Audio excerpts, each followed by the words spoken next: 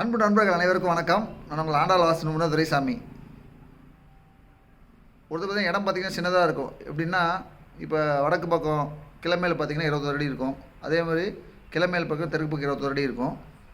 அப்புறம் வடக்கு தெற்காக கிழக்கு பக்கம் மேற்கு பக்கமும் ஒரு 40 அடி 50 அடி இருக்குதுன்னா, இவங்க வீடு கட்டும்போது என்ன பண்ணுவாங்கன்னா, அந்த 21 அடி அடின்னு சொன்னோம் இல்லைங்க வடக்கு பக்கம், அந்த சைடில் பார்த்திங்கன்னா ஃபுல்லாகவே வீடு கட்டிடுவாங்க. வீடு கட்டிட்டு என்ன பண்ணுவாங்கன்னா, செப்டி டேங்க் பார்த்திங்கன்னா வீட்டுக்குள்ளேயே போட்டுருவாங்க.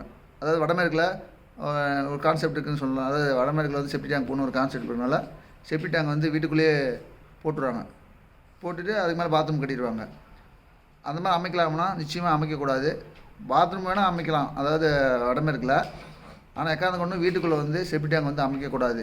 அப்படி அமைக்கிறது மிகப்பெரிய தவறு. அதனால் என்ன பண்ணால் செப்டி டேங்க் ஏற்ற மாதிரி இடம் விட்டு செப்டி டேங்க் அமைக்க முடியும் அப்படின்னு பார்த்துட்டு அதுக்கேற்ற மாதிரி நீங்கள் வந்து வீட்டை வந்து கொஞ்சம் சைஸ் குறைச்சி நீங்கள் கட்டினா தான் அது அந்த இடம் சிறப்பாக இருக்கும். இல்லைனா அந்த வீடை வந்து வாழ்கிறதுக்கு வந்து நோய்களோடு கூட தான் வாழ்க்கை வாழ முடியும். எனவே நீங்கள் அந்த மாதிரி செப்டி டேங்க் வீட்டுக்குள்ளே போட்டு நீங்கள் வந்து அமைக்காதீங்க. மேலும் பல நல்லா தெரிவிக்கின்றேன். நன்றி, வணக்கம், வாழ்க வளமுடன்.